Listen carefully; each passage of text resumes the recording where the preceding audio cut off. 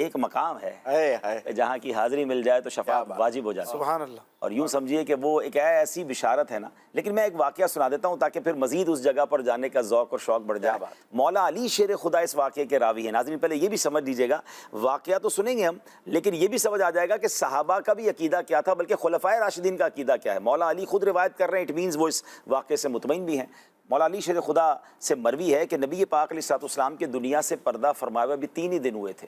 اور 3 دن بعد ایک اعرابی آیا اور اس نے آ کر نبی پاک کی قبر پر اپنے آپ کو گرا دیا، اور پھر روضہ رسول کی خاک سر پر ڈالنے لگا اور عرض کرتا ہے یا رسول اللہ السلام علیکہ صلی اللہ علیکہ، اے اللہ عز و جل کے رسول آپ پر سلامتی ہو، اللہ عز و جل آپ پر رحمت نازل فرمائے۔ جو آپ نے فرمایا ہم نے سنا، اور جو آپ علیہ السلام پر نازل ہوا اس میں یہ آیت مبارکہ ہے وَلَوْ أَنَّهُمْ إِذْ ظَلَمُوا أَنفُسَهُمْ جَاءُوكَ فَاسْتَغْفَرُوا اللَّهَ وَاسْتَغْفَرَ لَهُمُ الرَّسُولُ لَوَجَدُوا اللَّهَ تَوَّابًا رَحِيمًا۔ اگر جب وہ اپنی جانوں پر ظلم کریں، ناظرین اس کا پہلے اس آیت کا معنی سن لیجئے گا، اور اگر جب وہ اپنی جانوں پر ظلم کریں تو اے محبوب تمہارے حضور حاضر ہوں،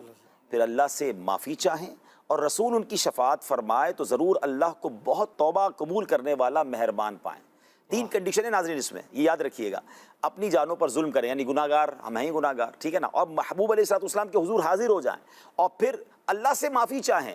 اور اللہ کی بارگاہ میں نبی پاک ان کی شفاعت کر دیں تو پھر اللہ کو بہت توبہ قبول کرنے والا مہربان پائیں گے۔ اس اعرابی نے، اس گاؤں سے آنے والے نے نبی پاک کے 3 دن دنیا سے پردہ فرمانے کے بعد قبر انور پر جا کر یہ عرض کیا اللہ اکبر، پھر کہتا ہے حضور میں نے اپنے آپ پر ظلم کیا ہے،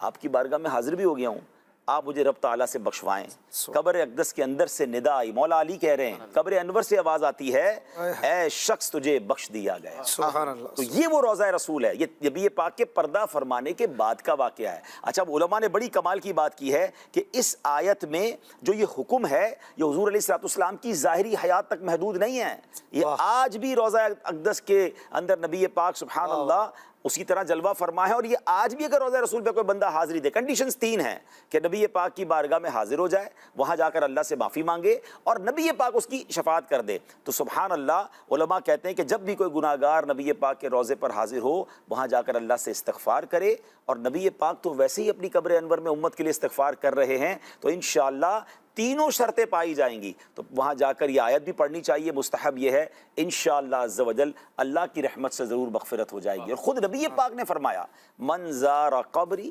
وجبت لہو شفاعت، جس نے میری قبر کی زیارت کی اس کے لیے میری شفاعت واجب ہو گئی۔ ایک اور بڑی پیاری حدیث ہے، مدینے جانے کا ایسا شوق بڑھاتی ہے نا، میرے آقا فرماتے ہیں من زارنی بعد موتی فکأنما زارنی فی حیاتی۔ ہائے ہائے ہائے، آقا فرماتے ہیں جس نے میرے پردہ فرمانے کے بعد میرے روضے کی زیارت کی وہ ایسا ہے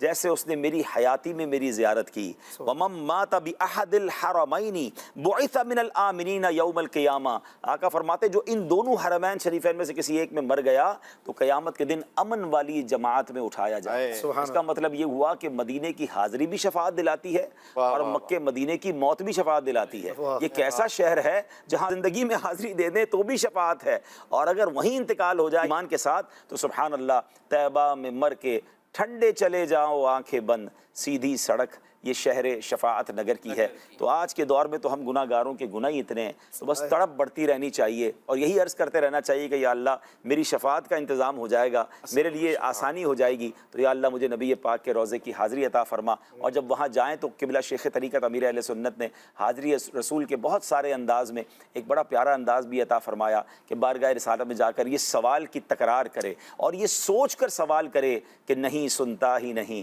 مانگنے والا تیرا۔ یہاں تو دشمن آتا تھا تو نبی پاک چادر بچھا دیتے تھے، یہ وہ جگہ ہے جہاں گالیاں دینے والوں کو بھی دعائیں ملی ہیں، یہاں خون کے پیاسوں کو قبائیں ملی ہیں، یہاں سوسائڈ اٹیک کرنے والوں کو بھی معافی ملی ہے۔ تو میں تو امتی ہوں اور بڑی دور سے آیا ہوں، محبت کے ساتھ آیا ہوں، بھکاری بن کر